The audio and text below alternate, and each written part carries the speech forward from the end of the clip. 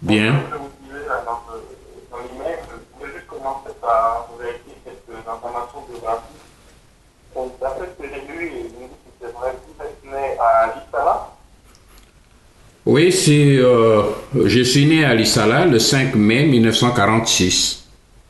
c'est ça. Et donc, vous êtes issu du peuple Bandi, c'est ça? Je suis issu de peuple Ngbandi. Mon père, c'est Nzambo Grégoire. C'est mon grand-père, Ounda. Ma mère, c'est Ngouvale. Mon grand-père, côté de ma mère, c'est Danda. Je suis né du village Mbondo, qui est situé au bord de la rivière Ebola, que vous connaissez bien. C'est cette rivière qui a donné le nom au virus Ebola. Ouais, ouais. Voilà. D'accord. Et alors, comment est-ce que vous pouvez revenir en quelques mots sur votre parcours? Comment est-ce que vous êtes retrouvé jusque dans les sphères de pouvoir? Bien, si je peux vous retracer ça brièvement, c'est que en 1992, j'ai eu ma licence en philosophie et mon diplôme de hautes études en communication sociale. Et, Pardon? pardon? En quelle année? 1972. D'accord.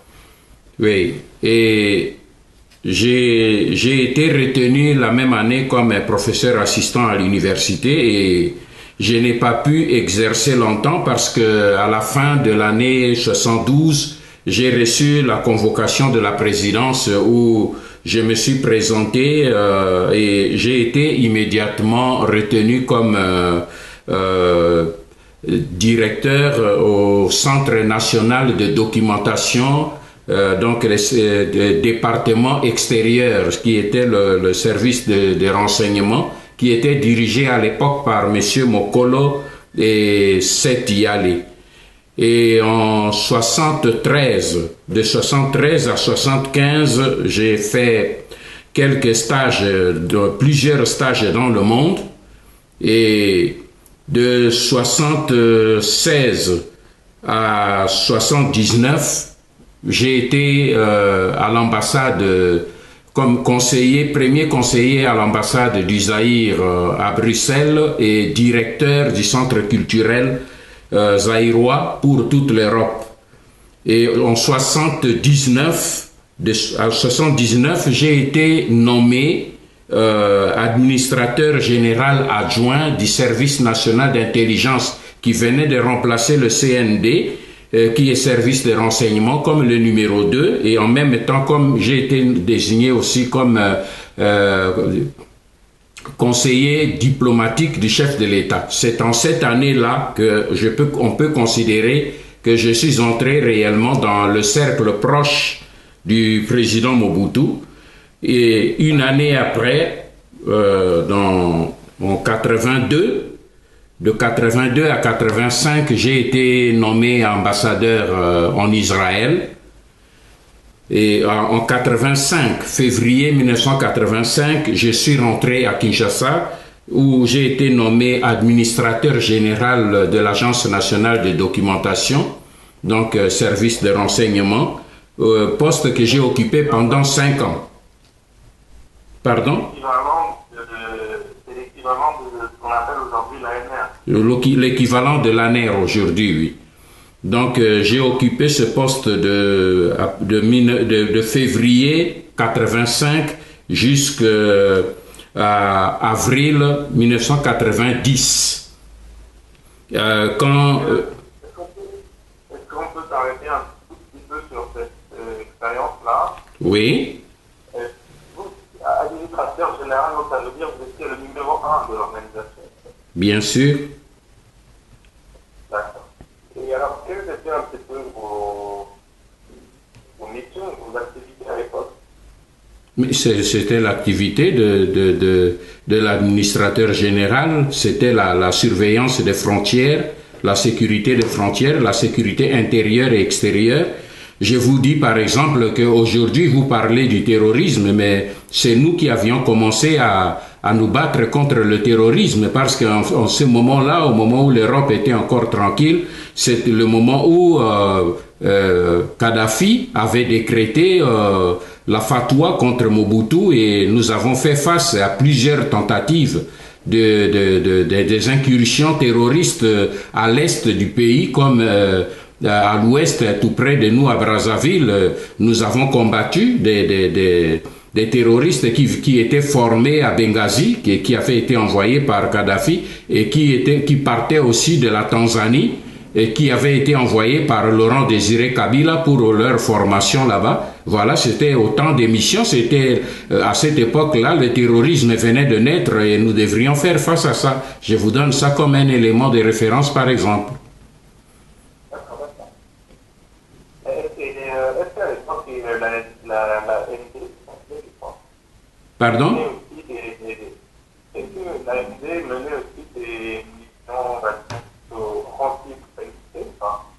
Si menait lesquelles missions? Est-ce que vous meniez aussi des missions offensives pour, je sais pas moi,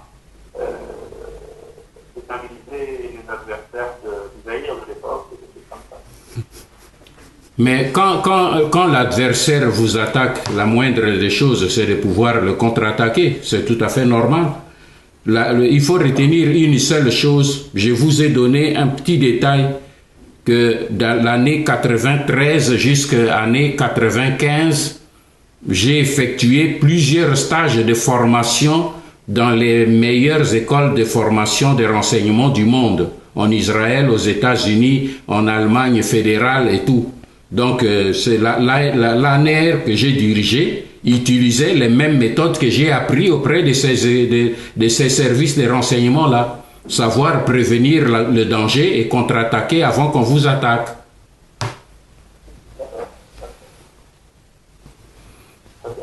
Donc, je peux dire alors qu'après, si je peux continuer, donc l'année qui a suivi, 90, 91, 91, pardon, l'année 90 et 92, j'ai été ministre dans les 3 gouvernements successifs de Tshisekedi, de Mungulu Diaka et de Ngous, et de 92 à 97, j'ai été conseiller spécial du président Mobutu jusqu'à la chute du régime.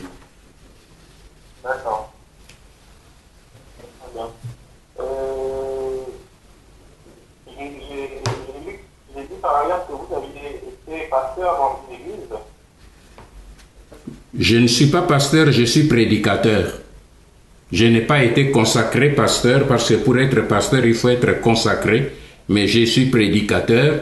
J'ai aidé à la création d'une église qui avait 4 pasteurs et j'étais prédicateur. Je continue à l'être, je le suis même jusqu'aujourd'hui. Donc c'est ma foi chrétienne, je l'exerce publiquement, je ne le cache pas. D'accord, d'accord. Est-ce que c'était en quelle année la création de cette église? C'est les années 93. J'étais conseiller spécial du chef de l'État. Okay. Alors, il y a des gens qui vous accusent d'avoir joué un rôle dans la répression de la marche des chrétiens en 1992. Est-ce que vous reconnaissez une part de responsabilité là-dedans?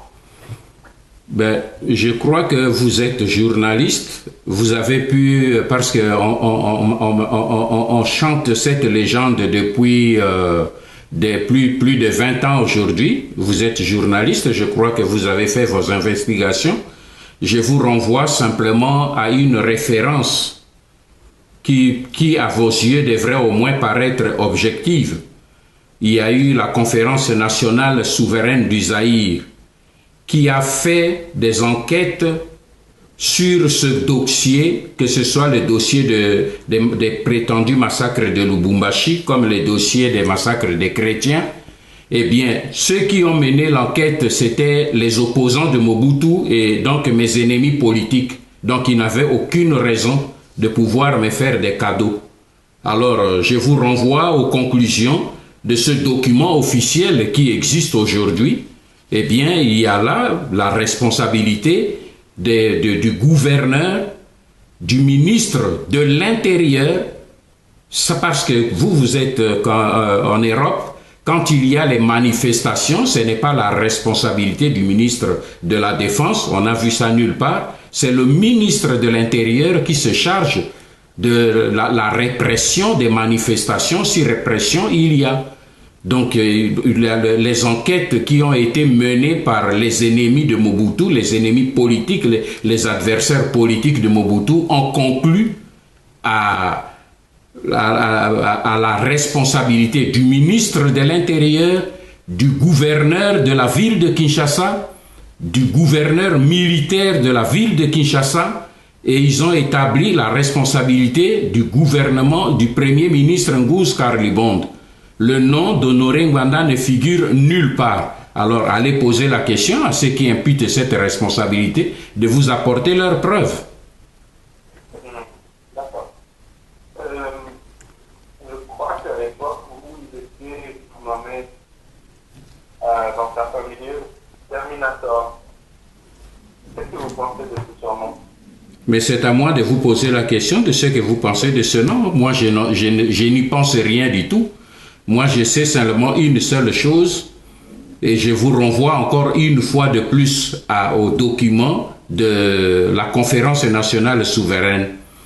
Ce document, il y avait une commission qui avait été créée au sein de la Conférence nationale souveraine qu'on avait appelée Commission assassinat politique et assassinat et meurtre politique.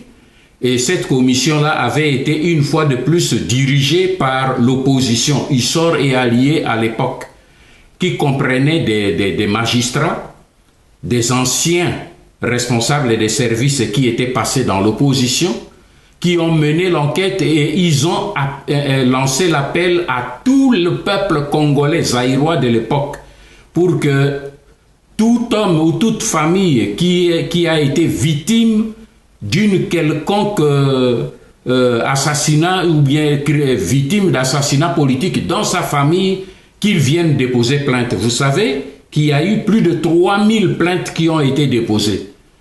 Et on a entendu plus de 1000 responsables politiques.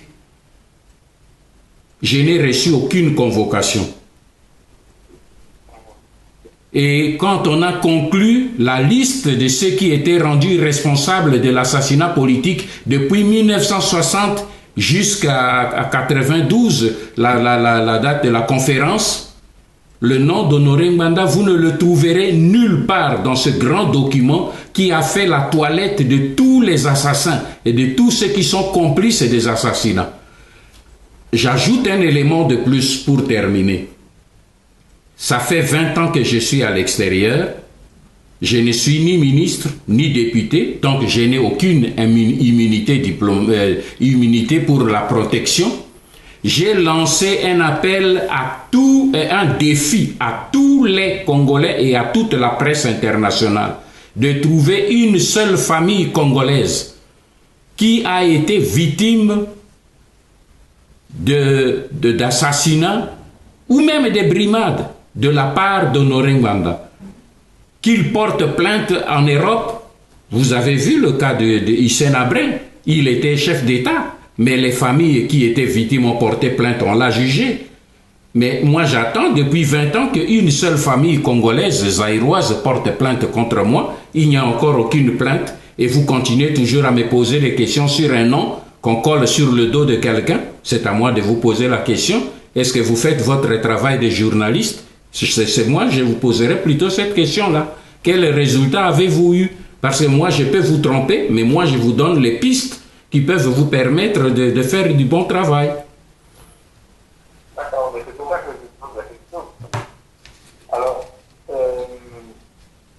est-ce que vous pouvez ensuite, donc vous êtes à la suite de Mobutu, vous êtes réfugié en France, si je ne me trompe pas.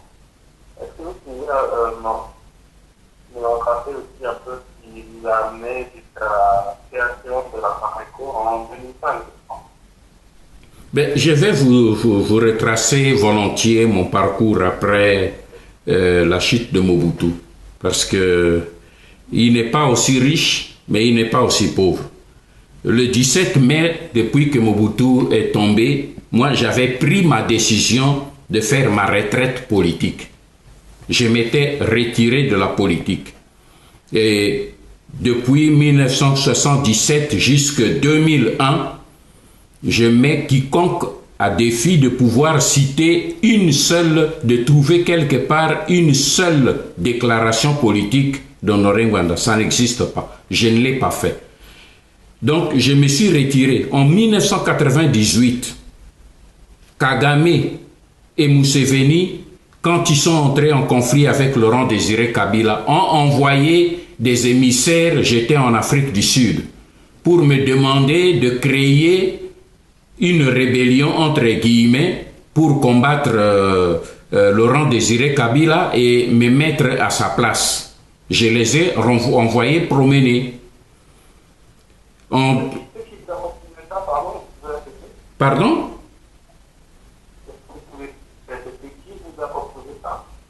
Mais j'ai dit que Kagame et Museveni m'ont envoyé des émissaires.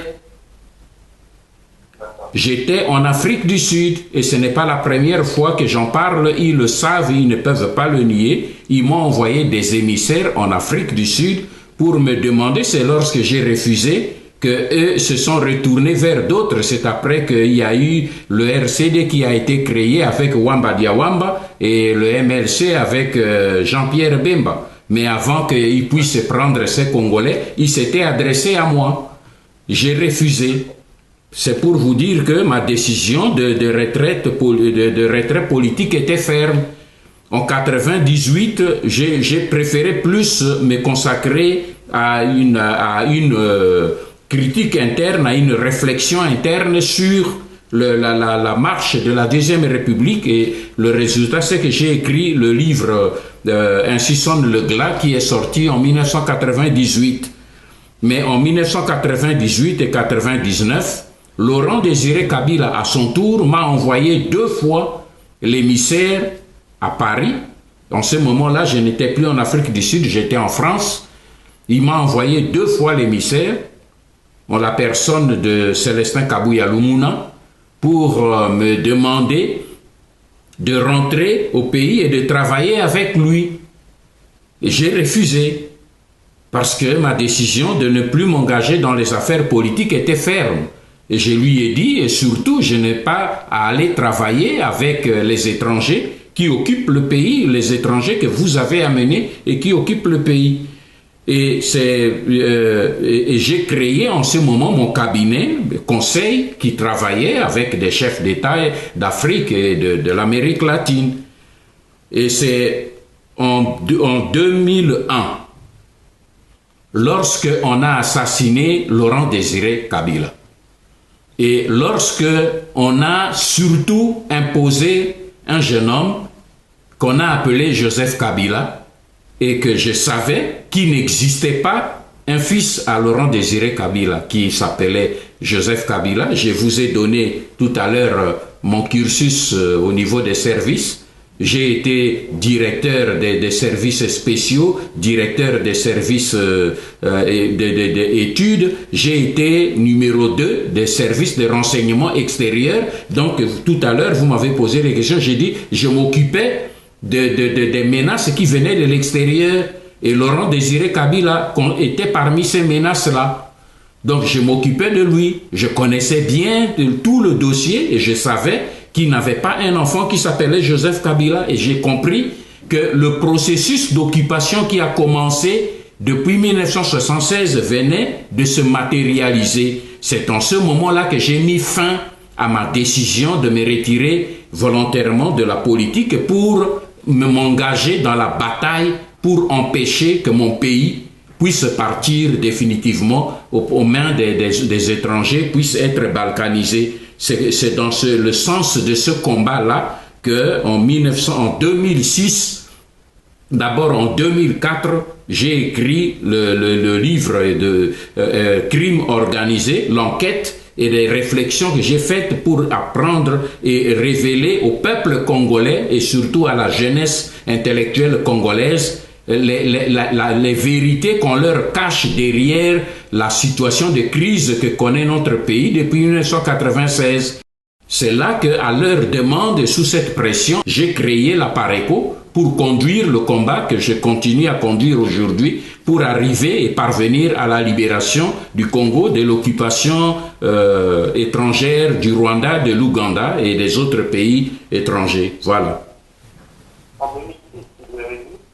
Oui, 2006. D'accord. Donc, votre objectif avec la Pareco aujourd'hui, c'est d'arriver à libérer la République démocratique du Congo de l'occupation rwandaise et ougandaise. D'accord. Est-ce que vous pensez toujours que la balkanisation est à l'œuvre? Pardon? Est-ce que vous pensez toujours que la balkanisation est à l'œuvre? La balkanisation se poursuit bel et bien. La balkanisation du Congo, ça se poursuit parce qu'il faut d'abord que je vous dise ma conviction intime là-dessus. Il y a le problème qui est là, et c'est que j'ai dit au peuple congolais, c'est que la République démocratique du Congo est victime d'un complot international qui a été ourdi par les États-Unis, surtout de l'administration Bill Clinton et des pays anglo-saxons qui se sont servis des pays africains, dont particulièrement le Rwanda et l'Ouganda. Mais, Monsieur Boisselet, si je dis cela, moi je ne le dis pas, ce n'est pas une vue de l'esprit. J'aimerais réellement vous fournir des preuves parce que beaucoup de gens aujourd'hui, surtout au niveau de la presse pour vous, les gens ont peur, pour des raisons que je comprends, de permettre qu'on dise la vérité. Mais parce que vous m'avez invité à exprimer mes pensées, je dois vous dire pourquoi. J'ai dit que ce pays est attaqué et occupé aujourd'hui par les étrangers. Je vous donne trois éléments de référence seulement, si vous permettez. La première, c'est qu'en 1996, en pleine guerre, dès le début de la guerre, le 4 novembre 1996, moi, j'ai rencontré le président de l'Ouganda, Yoweri Museveni, au State House de l'Ouganda, avec le vice-président du Rwanda, Paul Kagame, à l'époque. Nous avons conféré pendant plus de 2 heures. C'était pas pour savoir si oui ou non ils nous attaquaient, c'est pour savoir pourquoi ils nous attaquaient et comment arrêter cette guerre. Eux-mêmes n'ont pas nié. À la fin de cet entretien, ils m'ont remis un document de cessez-le-feu. Leurs conditions de cessez-le-feu. Ils avaient appelé ça proposition du Rwanda et de l'Ouganda pour la paix, que je suis allé remettre au président Mobutu et il m'a autorisé, j'ai remis ça à l'Union européenne. Donc, pour eux, c'est eux qui étaient les agresseurs du Congo et c'est eux qui ont demandé le document. Je l'ai même publié dans mon premier livre là, Ainsi sonne le glas. Le document est là. J'ai publié ce document que eux m'avaient remis. Deuxième preuve que je vous donne, quand je parle de complot international, je n'invente pas. Au mois de mois de février 97, donc presque 4 mois après la rencontre avec Museveni et Kagame, j'ai personnellement rencontré la délégation américaine en Afrique du Sud, à Pretoria et à Cape Town. La délégation était composée de 2 sous-secrétaires d'État, George Moose et Susanna Rice. George Moose était sous-secrétaire d'État sortant, Susanna Rice était entrant. Il y avait l'ambassadeur Wolpe. Ils se sont présentés parce qu'ils n'ont pas voulu que je rencontre Laurent Désiré Kabila. J'étais parti pour rencontrer Laurent Désiré Kabila. Ils ont refusé que je rencontre Laurent Désiré Kabila. Ils ont interdit à Mandela et à Thabo Mbeki que je rencontre Kabila. Et c'est eux qui m'ont rencontré. Et j'ai eu des discussions avec eux pendant 2 semaines en Afrique du Sud. Ils m'ont dit clairement que c'est eux qui dirigeaient les opérations de la guerre. Ils m'ont remis l'ultimatum que je devais remettre au président Mobutu qui devait l'accepter. S'il ne l'acceptait pas, dans 2 semaines, Kisangani tombait. Et 2 semaines après, Kisangani est effectivement tombé. Donc, quand moi je parle du complot, je n'invente rien. Ce sont des faits historiques qui sont là. 3e fait, comme pour montrer comment ils m'ont dit que dans 2 semaines, Kisangani tombait, et 2 semaines, jour pour jour, Kisangani est tombé. Pourquoi? AMFI, de Jean-Raymond Boule, que vous connaissez bien, ça s'appelle aujourd'hui la société Adastra. C'est une société américaine. Et Jean-Raymond Boule, vous le savez, c'est un ami intime du couple Bill Clinton. Mais pendant l'agression de l'AFDEL, il avait mis son jet privé à la disposition de Laurent Désiré Kabila, 50 millions de dollars qu'il avait investis pour financer la guerre. C'est connu. Il a signé 3 accords pour l'ordre de 1 milliard de dollars pour la GECAMIN. Sa société AMFI est affiliée à la NASA, qu'on appelait NASA Betchel. Mais cette société-là fournissait des photos satellites sur les mouvements des troupes des Aïroises sur le sol aux armées de Kagame. D'ailleurs, on ne le dit pas aux gens, mais Kagame s'est servi de ces photos satellites pour localiser même les réfugiés, les 800 000 réfugiés Hutus rwandais qui étaient au Zaïre, qui ont été pourchassés dans la forêt équatoriale avec James Kabarebe et Hippolyte Kanambe, que vous appelez aujourd'hui Joseph Kabila, jusqu'à les exterminer. Donc vous voyez que ce ne sont pas des choses que j'invente, ce sont des choses qui sont réelles, qui sont là.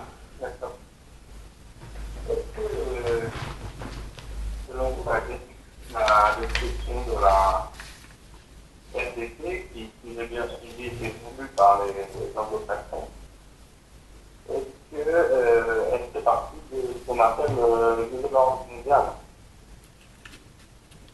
Je n'ai pas bien compris la question.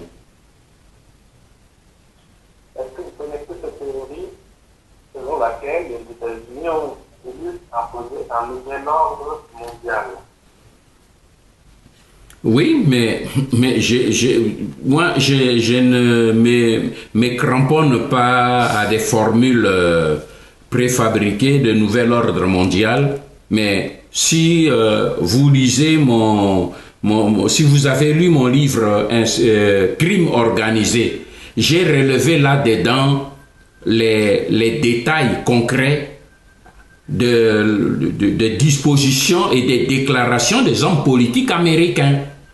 Là, ils disent très clairement, que ce soit George Moose comme le secrétaire d'État au commerce, ils ont dit clairement qu'ils devaient déclarer la guerre pour récupérer les richesses du sous-sol de l'Afrique. Et après la chute du mur de Berlin, ils n'avaient plus besoin de l'alliance interne ou des accords de non-belligérance entre eux et les pays d'Europe, mais qu'en ce moment-là, il fallait combattre même les intérêts français en Afrique pour pouvoir prendre le contrôle. Donc effectivement, il s'agissait d'établir un nouvel ordre mondial. Et ça, ce n'est pas les gens qui l'inventent, ce sont les Américains eux-mêmes qui l'ont déclaré. Et comme ils sont souvent bavards, leurs hommes politiques ont fait ces déclarations ouvertement. Donc c'est un secret de polichinelle. D'accord. Donc vous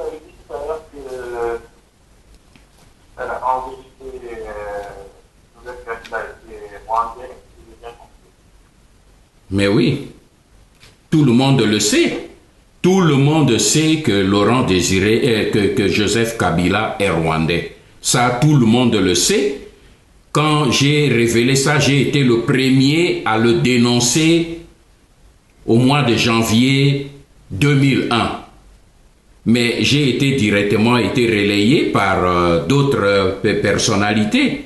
Et puis les Belges, eux-mêmes au niveau de certaines personnalités belges l'ont dit ouvertement parce qu'ils se sont rendus compte effectivement que Joseph Kabila n'était pas congolais. Mais il y a une chose, monsieur Gosselet, pour peu en Europe, même quand on arrête un voleur ou même les terroristes ont fait des tests ADN. Moi, j'ai lancé un défi, mais ce défi n'a jamais été relevé parce qu'il ne peut pas être relevé. J'ai dit que j'arrêterai mon combat le jour où celui que vous appelez Joseph Kabila accepterait de faire le test ADN. Le corps de Laurent Désiré Kabila est là à Kinshasa. Qu'il fasse même le test ADN, ne fût-ce qu'avec Sifa Mahania qu'il prétend être sa maman. S'il a le test ADN qu'il est le fils de Laurent Désiré Kabila et le fils de Sifa Mahania, moi je cesse le combat automatiquement. Je l'ai dit, ou haut et fort. Mais jusqu'ici, il ne peut pas le faire parce qu'il sait qu'il ne le pourra pas. Moi, il y a une chose qui m'échappe dans le raisonnement, parce que je vais m'expliquer.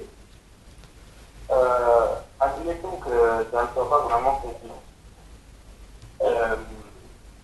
Quand même, pendant toute la durée de la FDL, il était présent et il était reconnu par tout le monde.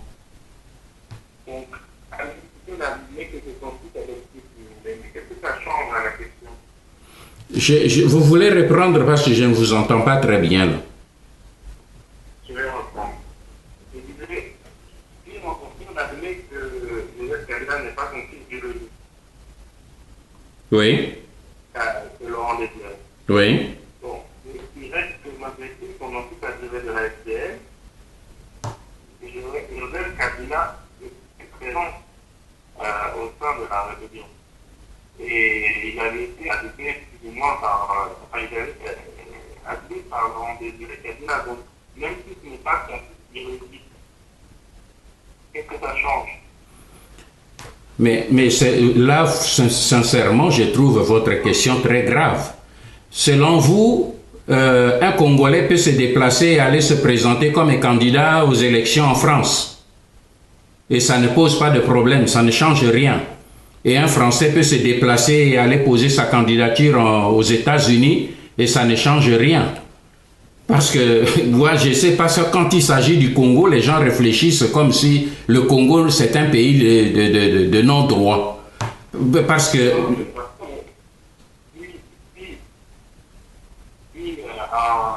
Pour prendre la présidence, si un Congolais est adopté par un couple français qui obtient la nationalité française... Vous avez lu la Constitution congolaise? Pour être chef de l'État en République démocratique du Congo, il faut être né du père et de mère congolaise. C'est ça la Constitution, la vraie. Moi, je ne parle pas de tout ce qu'on peut faire des tripotages. Au moment où on a fait cette histoire, la Constitution congolaise était claire. Il faut être né de père et de mère. Messieurs, dans tous les pays du monde, on protège les postes régaliens. On ne le donne pas à n'importe qui. Aux États-Unis, pour être chef d'État, ce n'est pas tous les Américains qui peuvent devenir chef d'État. Non. Il faut être né sur le territoire américain. Être né. Schwarzenegger était gouverneur aux États-Unis, mais après, il s'est arrêté là. Il ne pouvait plus présenter sa candidature pour devenir président des États-Unis parce qu'il est né en dehors des États-Unis. On a vu les opposants du président Obama l'attaquer quand il était au pouvoir, parce qu'on avait estimé qu'il n'était pas né sur le territoire américain. Il a dû produire son certificat de nationalité à Hawaï, et c'est comme cela que ces gens se sont tus. Il y a quand même chaque pays a des conditions pour accéder à la magistrature suprême. Non, je comprends tout à fait, mais je vais reposer ma question que je n'ai pas dit les termes, je veux dire. En quoi est-ce que c'est une preuve qu'il travaille pour le gouvernement du Rwanda? Par exemple, il y a aujourd'hui beaucoup de Rwandais qui sont nés au Rwanda, qui sont Rwandais, mais qui ont, par exemple, lors des mouvements comme les SNLR, par exemple, qui contactent leur régime. Alors, même, admettons, s'il était Rwandais, en quoi est-ce que ça prouve qu'il sert les intérêts de Kigali, c'est ça que je ne sais pas. Bon, alors moi, je vais vous poser une question. Un vrai Congolais, un véritable Congolais, à la tête de la République démocratique du Congo, et vous trouvez normal que lorsque un Congolais est à la tête de la République démocratique du Congo, l'or du Congo soit exporté par le Rwanda, le cuivre du Congo par le Rwanda, le coltan du Congo par le Rwanda, que le Rwanda installe chez lui l'usine de transformation de coltan alors qu'il n'en produit pas, que le Rwanda soit reconnu comme le premier exportateur du coltan et du diamant alors qu'il n'en produit pas, et vous estimez que c'est ça, ne pas travailler pour l'intérêt du Rwanda? Je vous pose la question, parce que ou on ferme les yeux ou on veut voir la vérité d'en face. Non, d'accord, ça c'est une question, mais je veux dire qu'à voir la naissance, c'est ça que je ne comprends pas. Pardon, je ne comprends pas votre question. D'accord. Est-ce qu'il y a d'autres... Non, terminons ce point-là, c'est important. Vous avez dit qu'est-ce qu'il y a à voir, quel est vraiment le point qui vous titille là-dessus. J'aimerais qu'on en parle. Le point qui me dit, c'est que je ne comprends pas en quoi ces histoires de nationalité de naissance ont un lien avec la politique, c'est ça. Mais la nationalité de naissance est une condition sine qua non pour exercer les fonctions là où il est. Je vous ai posé une question aussi simple, à moins que je ne sais pas. Je vous ai posé la question aussi simple. Nous ne sommes pas dans la jungle. Nous sommes dans un pays organisé. Il y a une constitution. Quand vous allez, je vous ai donné l'exemple des États-Unis. J'ai dit, tous les Américains ne peuvent pas devenir président des États-Unis. Il y a des règles qui protègent cette fonction-là. Il y a, comme chez nous au Congo, il y a des règles qui protègent ces fonctions-là. Et quelqu'un qui n'est pas né de père et de mère congolais ne peut pas devenir président de la République démocratique du Congo. Et il tombe sous cette loi-là. Il n'est pas né ni de père ni de mère congolais, il est étranger, et en plus il fait un faux et usage de faux parce qu'il se présente comme le fils de Laurent Désiré Kabila alors qu'il ne l'est pas. Il dit qu'il a étudié à l'école française de Dar es Salaam. Les enquêtes ont montré qu'il n'a pas étudié là-bas. Et il y a une série de faux et usages de faux. Et quelqu'un qui est entré frauduleusement, qui a tué. Aujourd'hui, nous avons, depuis qu'il est là, il y a eu plusieurs officiers congolais qui ont été massacrés. Aujourd'hui, au moment où nous parlons, des dizaines d'officiers congolais ont été mis à la retraite. Ils sont remplacés par les militaires et les officiers rwandais. Notre territoire à Ituri, l'or de l'Ituri va en Ouganda où on a installé la raffinerie pour exploiter l'or du Congo. Alors vous voulez que nous, les Congolais, on puisse fermer les yeux, qu'on dise non, c'est bien, le monsieur est là, ça ne pose pas de problème, on peut piller notre pays, on peut voir, il peut envoyer l'économie de notre pays dans son pays d'origine, il peut massacrer nos militaires, désarmer nos militaires et les faire remplacer par les militaires rwandais, et nous croisons les bras parce que ça ne pose pas de problème.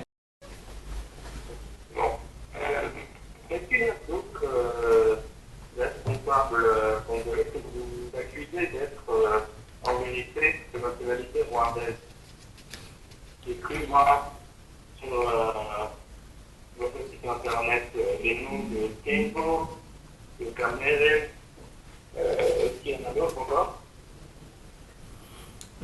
Je voudrais être franc avec vous. Si vous avez vraiment préparé cette émission, je crois que vous avez dû lire un peu l'enquête que j'ai produite sur la filière rwandaise chez nous. Là, je ne parle pas en l'air, je parle des faits. Et il y a là la liste de tous ceux qui sont des Rwandais qui sont dans notre armée. Toute la liste est là. Si vous voulez, après l'entretien, je vous enverrai le document d'enquête de 30 pages. Vous aurez tous les noms qui sont là-dedans, l'organigramme et tout, ceux qui dirigent les services de renseignement chez nous, ceux qui dirigent l'armée, ceux qui dirigent la police, comment la filière rwandaise entre chez nous. Mais j'ai publié ce document, ça fait 2 ans. Il n'y a pas eu une seule protestation à Kinshasa ou à Kigali pour dire que ce qui a été écrit là est faux. D'accord. Écoutez, oui, ça m'intéresse que vous m'envoyez ça. Pardon? Oui, ça m'intéresse que vous m'envoyez ça. Est-ce que vous pensez que cette question-là est la seule qui véritablement explique les problèmes du Congo aujourd'hui? Aujourd'hui, vous pouvez peut-être me donner un autre problème du Congo. Il y a certes, dans tout pays, il y a des problèmes. Mais lorsque un pays est occupé, je dis bien quand un pays est occupé par une force étrangère, comme c'est le cas dans notre pays, où l'armée étrangère prend la place de l'armée congolaise, lorsque ces forces-là massacrent la population, comme c'est le cas chez nous, et si c'était Honoré Ngwanda qui le disait, peut-être encore, on pourrait dire que j'exagère, le nonce apostolique qui est parti à l'est du pays, lui, il a parlé de génocide des Congolais. Mais il y a eu silence dans la presse du monde entier. Personne n'a relayé. Il a parlé du génocide du peuple congolais. Donc, lorsqu'il y a ce génocide qui se crée de plus de 12 millions aujourd'hui, lorsque le monde entier parle de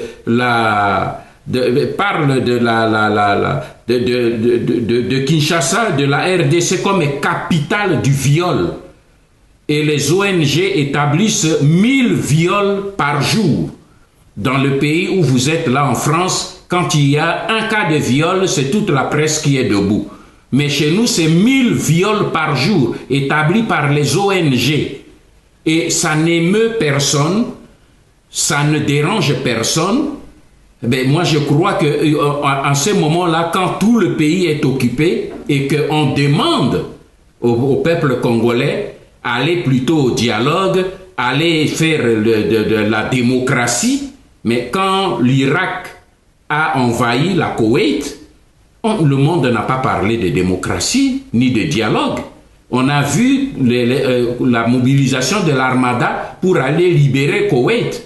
Mais chez nous, nous avons été attaqués en 1996 par 7 armées des pays africains, dirigées et commandées par la technologie américaine.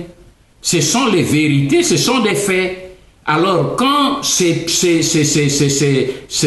crise-là n'est pas encore résolue, vous allez attaquer quel problème, mon frère?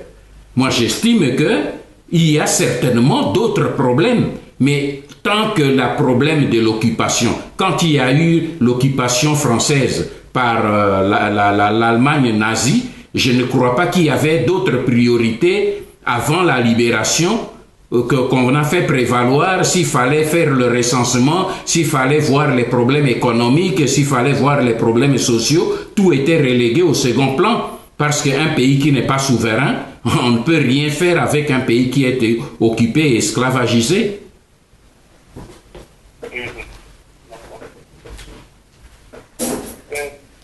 Est-ce que vous reconnaissez l'existence de rwandophones? Excusez-moi? Est-ce que vous reconnaissez l'existence de rwandophones en RDC? Il n'y a pas de rwandophones en RDC, monsieur. Il y a des réfugiés Tutsis qui étaient en RDC. Des réfugiés Tutsis qui s'étaient réfugiés en RDC. Mais il n'y a pas un clan congolais qui s'appelle des rwandophones. D'abord, rwandophone, c'est pour, vous dites, comme vous dites rwandophone, c'est tout simplement les gens qui parlent le Rwanda. Alors, les gens qui parlent le Rwanda, ils sont au Rwanda. Et c'est le Kinyarwanda qui est parlé au Rwanda.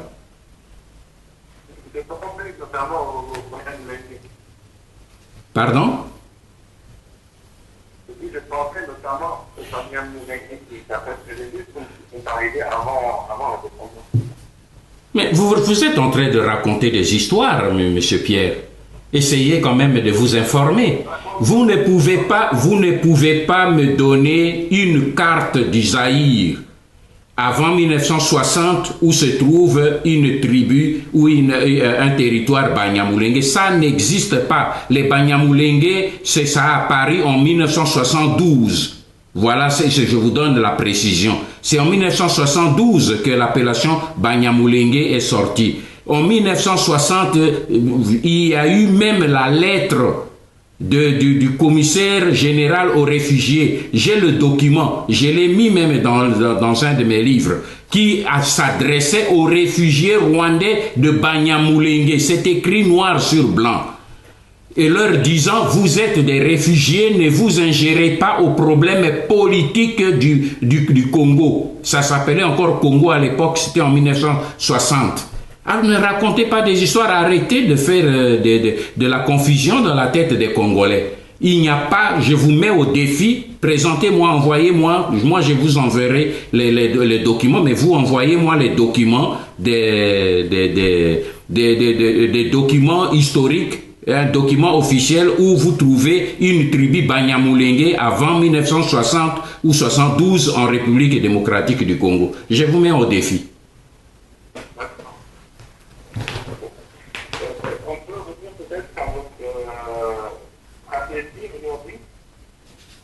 Pardon? Je n'ai pas entendu, s'il vous plaît. Comment est-ce que vous comptez vous prendre pour libérer le pays? Je ne pourrais pas vous donner toute ma stratégie ici, mais ce que j'ai fait en public, vous le savez, pour libérer le pays, étant donné que nous avons en face de nous la complicité de la communauté internationale, il n'y a que le peuple congolais qui libérera le Congo. Et toute ma stratégie, c'est de compter sur le peuple congolais, c'est de le réveiller. Et ce travail-là, je l'ai commencé, je le poursuis et je sais que ça se réalisera. Parce que le peuple qui est soumis, il y a Simon Bolivar avait dit une chose qui est très importante. Hein. Il a dit, il nous domine plus par ignorance que par la force. Donc, ceux qui dominent aujourd'hui le Congo, c'est parce que le peuple était dans l'ignorance. On avait dit à ce peuple-là en 1996 et 97 que les gens qui entraient, c'était les libérateurs. Et les gens les ont applaudis. Mais après, ils ont découvert que ce n'étaient pas des libérateurs, C'était des oppresseurs. Ils savent maintenant. Mais nous continuons le travail parce que c'est le peuple congolais qui doit se libérer. Ce n'est pas les États-Unis, la France, l'Angleterre ou un autre pays qui viendra libérer le peuple congolais. Je suis en train de réveiller la jeunesse congolaise, de leur demander de prendre conscience, d'identifier ses véritables adversaires. Parce qu'aujourd'hui, le Congo est en danger. Le danger est réel. Il faut qu'il prenne conscience qu'il doit libérer ce pays lui-même, pas d'autres. Et si la jeunesse congolaise ne le fait pas, il n'y a personne qui le fera à sa place. C'est le combat que je mène, mais mes stratégies, permettez-moi, c'est pas ici que je vais vous les exposer. D'accord. Combien de membres il y a à la PARECO aujourd'hui? Pardon? Combien de membres il y a à la PARECO aujourd'hui? Oh, il y en a beaucoup. Il y en a beaucoup. Nous sommes un mouvement clandestin. Il y a beaucoup de membres à l'intérieur du pays. Il y en a beaucoup à l'extérieur. Je ne peux pas vous donner le nombre. J'en connais, mais je ne peux pas le donner. Mais il y a beaucoup aujourd'hui à l'extérieur et il y en a surtout nombreux à l'intérieur du pays. Nombreux, très nombreux. Mais comme on dit, parce qu'ils sont sous l'occupation et sous l'oppression, ils ne peuvent pas se promener avec l'étiquette à PARECO. Ce n'est pas, et je tiens à vous préciser aussi que ce combat, ce n'est plus seulement la PARECO, nous parlons plus de la résistance, parce qu'il n'y a pas seulement que ceux qui sont des membres effectifs de la PARECO, mais il y a surtout des patriotes qui se réveillent, qui se joignent à ce combat sans étiquette politique et qui grossissent le nombre. Donc ils sont très très très nombreux, mais nous tenons les chiffres secrets parce que nous sommes un mouvement clandestin.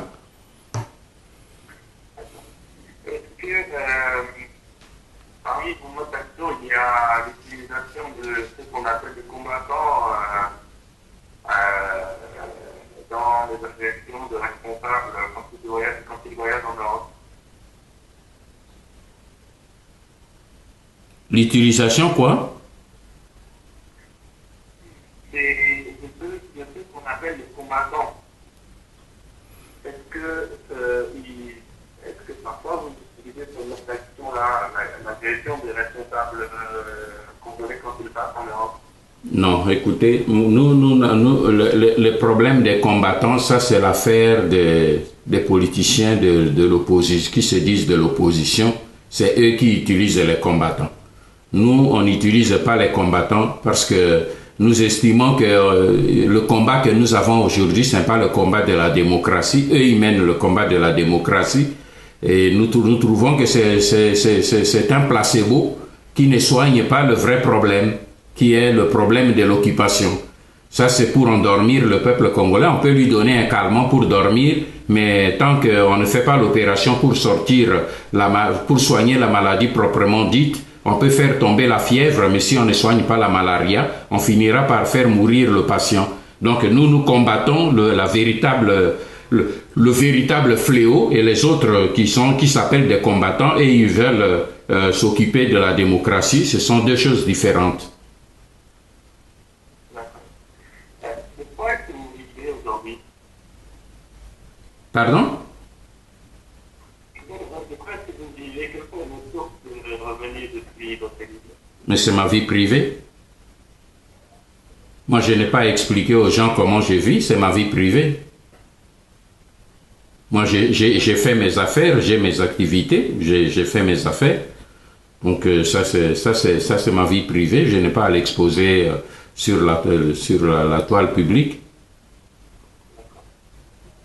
Est-ce qu'il est exact que vous avez conseillé certains chefs d'État africains, j'ai lu notamment vous aviez vu Laurent Gbagbo, est-ce que c'est exact? Mais je vous ai dit ici tout à l'heure, quand vous m'avez posé la question de vous retracer mes activités après la chute de Mobutu, je vous ai dit qu'en 99, j'avais créé un cabinet conseil avec lequel j'ai travaillé avec plusieurs chefs d'État africains et de l'Amérique latine. Je vous ai dit ça. Mais ça fait partie de mes activités, mes activités professionnelles, personnelles. D'accord, mais je voudrais vous demander la précision sur qui sont les chefs d'État. C'est pas mal de temps de ma question. La précision sur Qui sont les chefs d'État que vous avez conseillés? Non, j'ai dit que ça, ce sont des secrets de mon cabinet. Un cabinet ne doit pas livrer le secret de son travail. Vous n'allez pas demander à un médecin qui sont les patients que vous avez soignés. Non, mais c'est mon histoire, je vous pose la question. Oui, c'est pour ça, c'est comme ça que je vous réponds. J'ai dit non, ça relève quand même du secret de mon travail. Je ne vais pas. Il y a des chefs d'État qui souhaitent que le travail, les conseils ou les consultations dont ils bénéficient restent dans le domaine du secret. Il y a eu plusieurs, il y a eu même certaines personnalités en Europe qui ont bénéficié de cela, mais ça reste du domaine. Il y a eu même certains organismes internationaux qui ont bénéficié des travaux de ce conseil, mais ça reste un domaine privé de mon cabinet personnel. Comment s'appelle le cabinet? Le cabinet conseil. Le nom du cabinet, c'est quoi? Le nom du cabinet, ça c'est moi et les personnes avec lesquelles je traite qui connaissent le nom du cabinet. Est-ce que vous, dans une résidence permanente actuellement, dans quel pays est situé? Je vous ai dit que je mène une vie de clandestinité. Les gens qui occupent mon pays cherchent à me tuer. Ils ont mis ma tête à prix et je mène une vie clandestine. Parce que ces puissances-là ne pardonnent pas.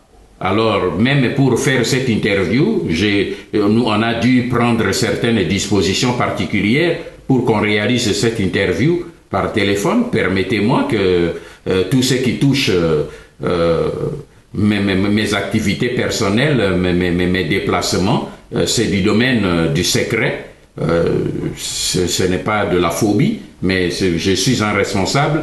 Je sais que les gens qui me combattent, ce sont des barbares. Ils ont tué leurs propres opposants en Afrique du Sud. Ils n'ont pas eu pitié d'eux. Ce n'est pas de moi qu'ils vont avoir pitié. Je suis un responsable. Je conduis un peuple dans un combat pour la libération. Je dois me comporter en responsable et ne pas me livrer à n'importe qui. D'accord. Mais le pays, c'est pas votre place de mon pays, c'est pays. J'ai pas entendu, s'il vous plaît. Non, je disais, je demandais juste le pays, pas votre adresse, juste le pays. Je comprends que vous n'avez pas la notion de sécurité, mais permettez que je ne vous en parle pas, parce que ça entre dans les notions de sécurité pour ma protection. Qu'est-ce que vous pensez des nouveaux composants congolais, comme par exemple le M. Papoudi ou M. Nemba? Est-ce que vous croyez en leur ensemble? Kati. Préférez une heure.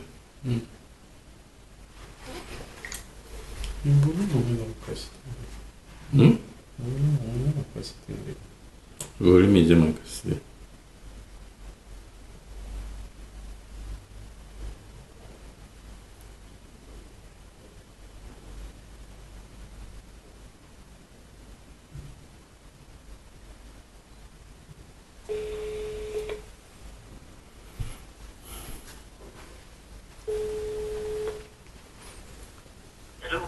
Oui, ok, ça va.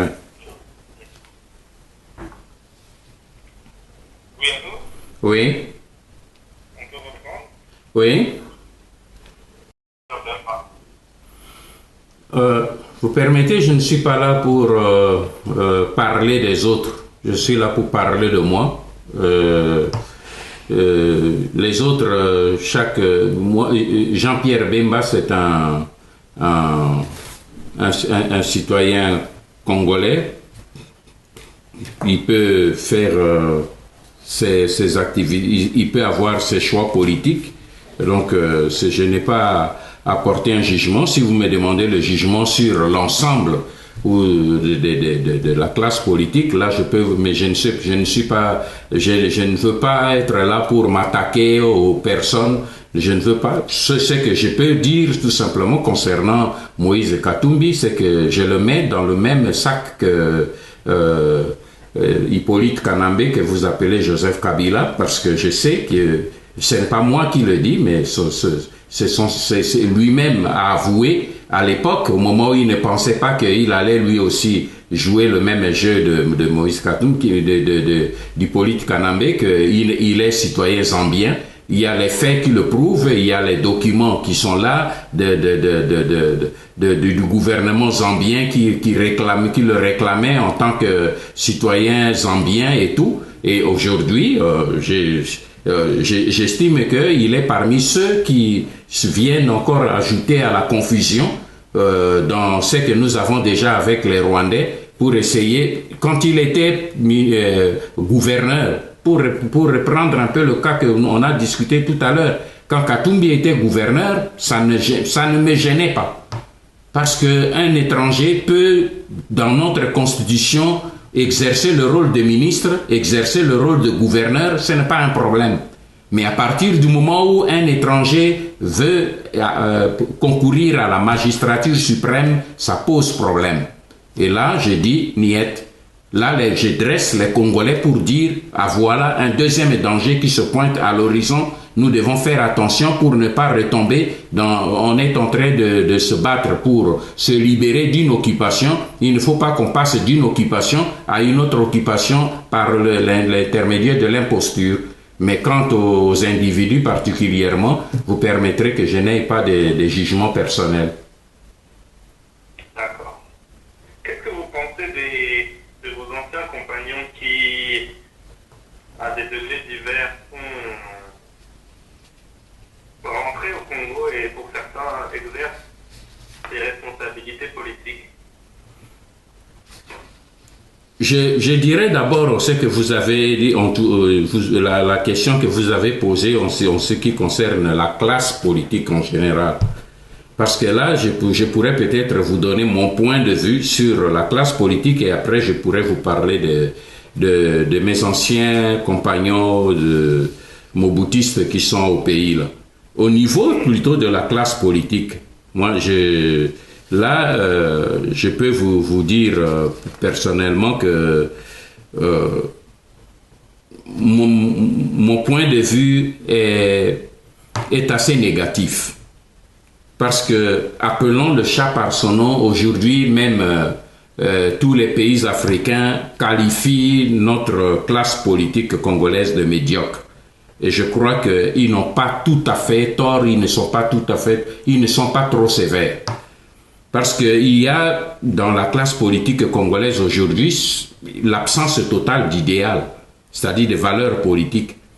Vous trouvez des hommes politiques congolais qui sont passés du MPR au RCD Goma, de RCD Goma au MNC, de MNC à PPRD. Donc ils ont fait tous les mouvements et les groupes politiques.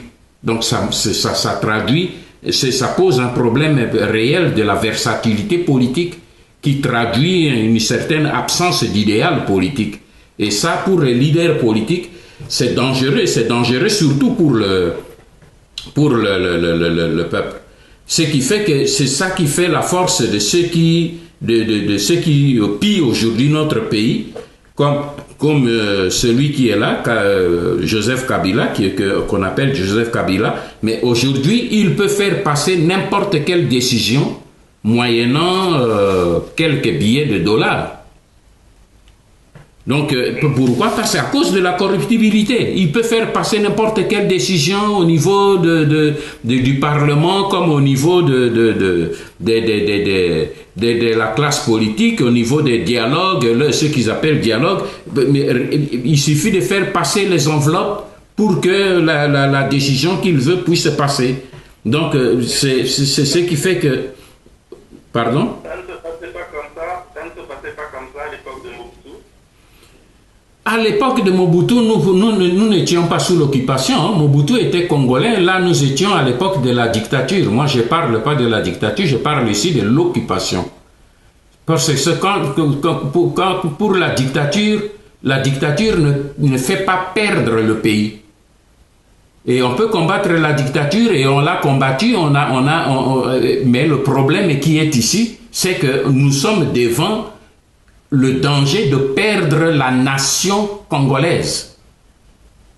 Parce que quand souvent on parle de l'occupation, et c'est souvent la distraction qu'on fait, comme vous venez de le faire, pour dire mais à l'époque de Mobutu c'était la même chose. Mais à l'époque de Mobutu n'avait pas envoyé le cuivre du Congo au Rwanda. Il n'avait pas envoyé l'or du Congo au Rwanda. Il n'a pas envoyé le coltan du Congo au Rwanda. Il n'a pas remplacé l'armée congolaise par l'armée ougandaise ni l'armée rwandaise. Donc, moi, je n'aime pas qu'on puisse me distraire quand je suis en train de parler de l'occupation, qu'on m'amène une autre problématique qui est la problématique de la dictature. Ce sont deux réalités différentes et aujourd'hui, ça fait 20 ans que la dictature est finie. Et vous n'allez pas aujourd'hui... Pardon? Si je peux juste me permettre une question complémentaire de ce que vous venez de dire. L'affirmation selon laquelle le coltan et l'or est exporté par le Rwanda, c'est quelque chose qu'on entend souvent. Mais sur le cuivre, c'est la première fois que j'entends ça. Le cuivre est produit au Katanga, n'est-ce pas? Le cuivre est commercialisé au Katanga, mais allez voir les comptes des gens qui encaissent la production du Katanga qui est sorti, qui sort. C'est la famille rwandaise qui est à la tête du pays. D'accord, mais la production ne sort pas par le Rwanda. Ne sort pas par le Rwanda, mais sort pour le Rwanda. Ah, d'accord. Et ce sont les Rwandais qui négocient la vente du cuivre aujourd'hui à l'extérieur du pays. D'accord. Bon.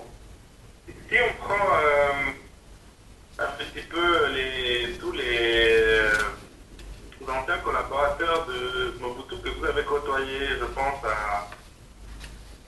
à Tundu, Moklo, Kengo, Bundwawe, enfin, je peux continuer la liste comme ça, Baramoto. Vous êtes le seul à être resté comme ça dans l'opposition radicale, à moins que je me trompe. Vous ne vous trompez pas, c'est la réalité, mais comme j'ai dit, chacun est libre de faire son choix, mais je vous donne mon point de vue.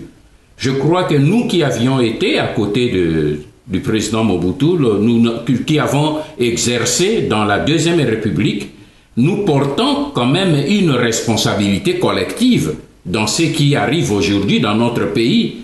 Parce que si même les agresseurs extérieurs, les Rwandais, les Ougandais, avec les multinationales américaines, ont réussi à entrer facilement et à occuper notre pays, ils ont surfé sur la colère et le rejet du peuple, le rejet de la Deuxième République par le peuple congolais. Donc il y a eu là un problème une certaine responsabilité que nous portons et je crois qu'aujourd'hui, notre responsabilité, nous qui avons été là-bas, c'est de pouvoir faire en sorte que nous puissions plutôt aider le peuple congolais à saisir la réalité. Parce que parmi les gens que vous citez, il y a les anciens chefs de service, il y a les anciens premiers ministres, les ministres, les officiers de l'armée et tout. Donc ce sont des gens qui connaissent aussi bien que moi la réalité du drame que nous vivons actuellement et qui devraient au moins se mettre du côté du peuple congolais pour l'aider à prendre conscience et à sortir de cette situation. Mais lorsque je vois que les mêmes responsables, dont la plupart étaient avec nous à l'extérieur, tous, quand nous étions à l'extérieur, tous ils étaient conscients, comme moi, tous parlaient le langage que je vous tiens maintenant. Ils savaient tous que le pays est occupé. Les gens, je ne suis pas le seul, tous ces anciens responsables des services savent que Hippolyte Kanambe, que vous appelez Joseph Kabila, n'est pas congolais. Celui que vous avez cité là, Atundu, il a fait la prison pour avoir dit ça. Mais aujourd'hui qu'il est à côté de lui, j'allais lui poser la question si la prison lui a fait découvrir une autre vérité qu'il connaissait en tant qu'ancien chef de service. Donc, moi, je ne suis pas là pour jeter la pierre sur eux, mais j'estime tout simplement que nous avons et c'est ce que j'ai dit tout à l'heure ici, c'est l'absence d'idéal politique. Moi, on m'a aussi proposé des millions pour entrer. On m'a proposé des postes de premier ministre, de vice-premier ministre et tout. Mais ce n'est pas le poste qui intéresse pour l'instant. Il y a le problème de ce que nous allons laisser demain comme héritage aux enfants qui vont venir. Ce pays, nous risquons de le perdre comme la Yougoslavie a été complètement épiécée, comme le Soudan a été dépiécé. Donc nous risquons de perdre demain le Grand Congo. Et c'est ce combat-là, c'est celui que je mène et j'estime malheureusement que les hommes qui devaient aider ensemble pour que nous puissions conscientiser le peuple congolais face à ces dangers, eh bien, malheureusement, ce sont les hommes qui travaillent plutôt pour les puissances d'occupation. Et c'est dommage, mais ils sont libres. Moi, j'ai choisi de me battre. Je ne porte pas un jugement de valeur sur leur choix, mais je poursuivrai mon choix jusqu'au bout. Est-ce que vous considérez que vous êtes aujourd'hui, on peut dire toujours fidèle à Mobutu? Mais Mobutu est mort. Oui, je sais. Alors qu'est-ce que vous appelez être fidèle à Mobutu? Moi, je suis en train de mener un autre combat. C'est le combat que je mène, c'est pas le combat de Mobutu. Mobutu est mort, la Deuxième République est morte. Aujourd'hui, mon pays est occupé et je me bats pour libérer mon pays. Moi, je n'ai que faire de ce qui était la Deuxième République. Je sais que ça appartient à l'histoire, ça son actif et son passif. Mais le combat que je mène aujourd'hui, c'est le combat pour libérer le pays de l'occupation étrangère. Ça n'a rien à faire avec les références du passé. Donc, il n'y a pas un problème de fidélité ou de non-fidélité. Je suis resté à côté de Mobutu, j'ai joué mon rôle jusqu'à sa mort, je suis allé jusqu'à son enterrement, et puis maintenant, la page est tournée, je me suis retiré de la politique, mais parce que mon pays est occupé, j'ai abandonné la position de retrait politique, je me suis engagé maintenant dans la politique pour une nouvelle bataille, une nouvelle orientation, un nouveau combat, alors je ne vois pas un problème de fidélité là-dedans. D'accord. Bon, merci beaucoup. J'ai posé toutes mes questions. Oui. Merci du temps que vous avez bien voulu me contacter. Je ne sais pas si vous voulez ajouter quelque chose. Non, c'est vous qui aviez des questions à poser, donc j'ai voulu, tant que faire se peut, répondre à vos questions. Je sais que si je peux seulement me permettre un petit commentaire, faites un effort pour écouter l'autre son de cloche parce que à écouter vos questions et vos remarques, je vois vraiment que vous vous nourrissez dans une rivière. Mais faites l'effort d'échanger des sources pour pouvoir vous informer en tant que journaliste. Ça nous aiderait beaucoup en tant que presse africaine, ça nous aiderait beaucoup. Mais je regardais attentivement le document que vous avez dit que vous m'enverrez. Est-ce que j'ai une question de curiosité? Vous avez lu mon livre Crime organisé? Un de mes livres? Je n'ai pas encore eu l'occasion, non. Voilà, je comprends alors. Je comprends. Vous n'avez lu aucun de mes livres, si je comprends. Je n'ai pas encore lu vos livres, mais ça viendra peut-être. Ça, c'est une question de volonté. Si vous trouvez que ce n'est pas nécessaire, vous ne lirez jamais parce que c'est le problème des préjugés. Aujourd'hui, l'Afrique est victime du discours unique de la presse. Hein. la presse internationale veut maintenant faire la presse du conformisme. Donc, on a choisi une ligne, on n'entend que ça, et celui qui parle différemment de cette ligne-là, il n'a pas voix au chapitre. C'est ça le problème. Bon, écoutez, en tout cas, déjà, si vous pouvez déjà m'envoyer le document dont on a parlé. Je vous enverrai ce document-là et beaucoup d'autres documents. Si vous avez le temps, vous pourrez y jeter un coup d'œil.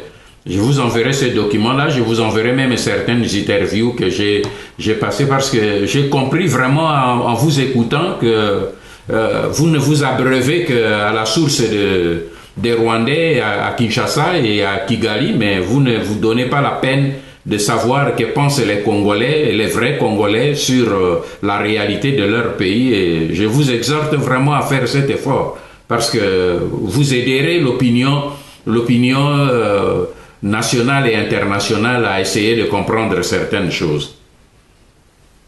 Je vous remercie. Écoutez, moi, j'essaye de faire mes propres investigations. J'essaie de me renseigner sur la question des filières minières. Puissent ces investigations vous amener à lire et à consulter d'autres sources aussi. Oui, mais écoutez, je lirai ça avec attention. Ok. Merci beaucoup. C'est moi.